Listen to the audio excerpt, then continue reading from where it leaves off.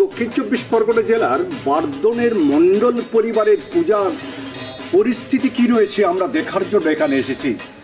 সেই সালটা ছিল 1868 সাল।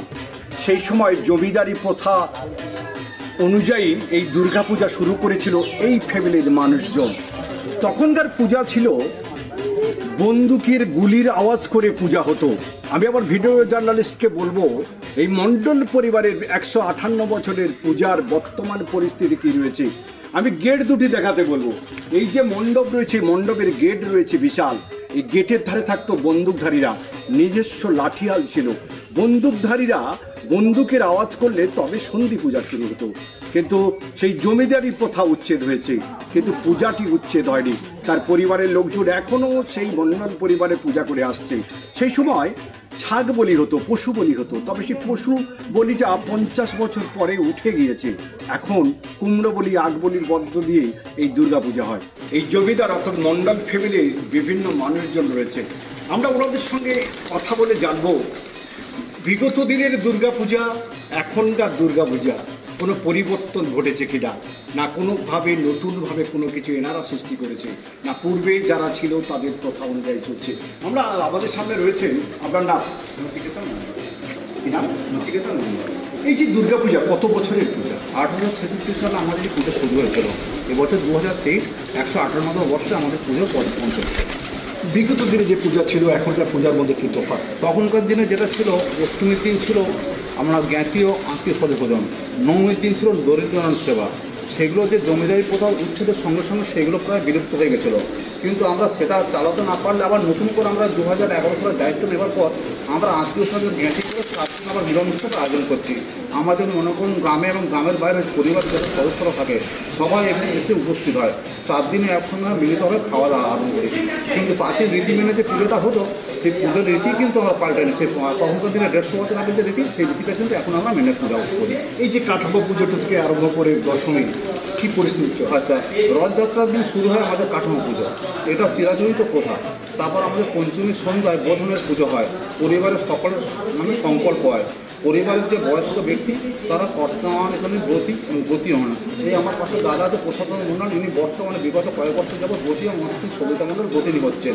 এইভাবে প্রত্যেকটা যখন পূজা হয় প্রত্যেকবার নামের সংকল্পের সঙ্গে পরিবারের যে 85 জন সদস্য আছে, পরিবারের কর্তা বা কর্তৃ তাদের নামে সংকল্পটা হয়ে যায়। এই যে হোমটা এবার হোমটা যেটা সপ্তমীর দিন সকালে আমাদের যে হোমাগ্নিটা জ্বালানো হয় ওটা কিন্তু নেবানো হয় না প্রাচীন রীতি অনুযায়ী। হোমের আগুন যখন নিবাসে তখন আবার হচ্ছে পাশাগুলিরা নতুন কাঠ দেয়।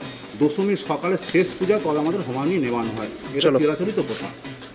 পরিবারের একদম ব্যক্তির সঙ্গে কথা বলে জানলাম জমিদারি প্রথা উচ্ছেদ হলেও জমিদারি যে রীতিনীতি রয়েছে সেই রীতিনীতি কিন্তু এখনও পর্যন্ত বদলায়নি। তৎকালীন অর্থাৎ 158 বছরের যে পূজার রীতিনীতি বা ফর্দ ছিল সেই ফর্দ এখনও রয়েছে, সেই রীতিনীতি মেনেই এখনও পর্যন্ত পূজা চলছে।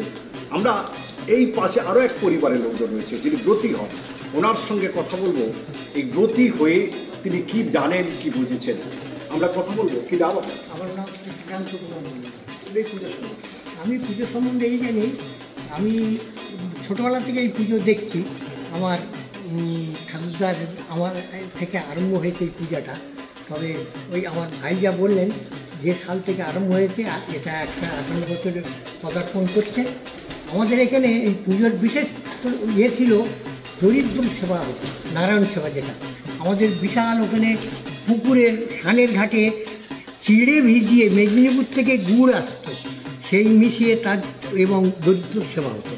এবং এটা প্রতিদিন মানে ষষ্ঠী, সপ্তমী, অষ্টমী, নবমী পর্যন্ত, দশমীর দিনে আর হতো না। এবং যারা এই পুজো দেখতে আসতো তাদের জন্যে ব্যবস্থা ছিল আমার বিকালের দিকে, সন্ধ্যের দিকে ওই পুজো থেকে দেওয়া হতো আপনার ভয়ে মূর্তি করে সেইটাই হচ্ছে বিতরণ করা। এখন তো এবছরই পূজা নিয়ে কি চিন্তা হবে? এবছরের চিন্তা মোটামুটি আমাদের সমস্ত শরীরটাই টাকা পয়সা দেয়, কোনো অসুবিধা হয় না। শরীরটার মধ্যেও অতিরিক্ত টাকা অনেকে দেন, যা চাঁদা ছাড়া। এই চাঁদাই আমাদের শরীরদের মধ্যে, বাইরে থেকে কোনো এক পয়সা নেওয়া হয় না এবং পুজো খুব ভালোভাবেই হয়, কোনো অসুবিধা হয় না। আপনার নাম? আমার নাম শ্রী প্রশান্ত কুমার মন্ডল।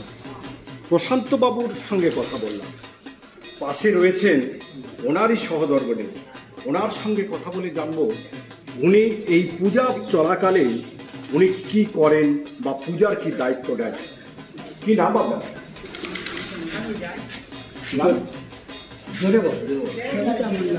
এই পূজার কি দায়িত্ব গ্রহণ করেন আপনি?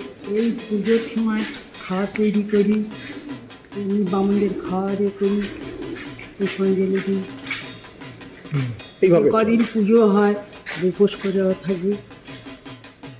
চলো একদম। ওনার সহধর্মী জানালেন শ্বশুর বাড়ির সমস্ত রীতিনীতি মেনে তিনি কিন্তু এখনো পর্যন্ত সেইভাবে তালে তাল মিলিয়ে চলছে।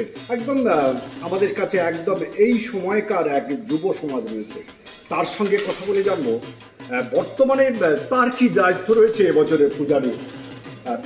কি নাম তোমার? আমার নাম অভিক কুমার। কি করো? আমি সবে বিএসসি গ্র্যাজুয়েট ছিলাম। এই পূজায় তোমার কি দায়িত্ব রয়েছে? এই পুজোয় আমার দায়িত্ব বলতে সবে আমি এই পুজোর পরিকাঠামো সম্পর্কে, এই পুজোর নিয়মাবলী সম্পর্কে শিখছি আমার দাদু দিদিদের কাছ থেকে।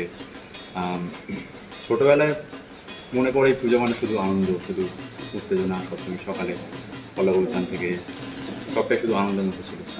এখন বর্তমানে ধীরে ধীরে পুজোর নিয়ম সম্পর্কে, পুজোর পরিকাঠামো সম্পর্কে জানছি, অ্যান্ড তাই শিখছি দাদুদের কাছ থেকে, দিদিদের কাছ থেকে। তোমার নাম?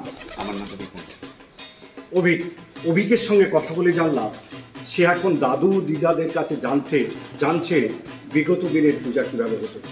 তবে একটা কথা শেষ পর্যন্ত বলতে হয়, জমিদারি প্রথা উচ্ছেদ হলেও জমিদারের যে সমস্ত সদস্য বর্তমানে রয়েছে তারা কিন্তু এই পূজা আগামী দিন পর্যন্ত বিগত দিনের নিয়মাবলী মেনেই তারা চালিয়ে যাচ্ছে। দক্ষিণ 24 পরগনার ডায়মন্ড হারবার থেকে গোপাল সিংয়ের রিপোর্ট, ট্রাইব টিভি।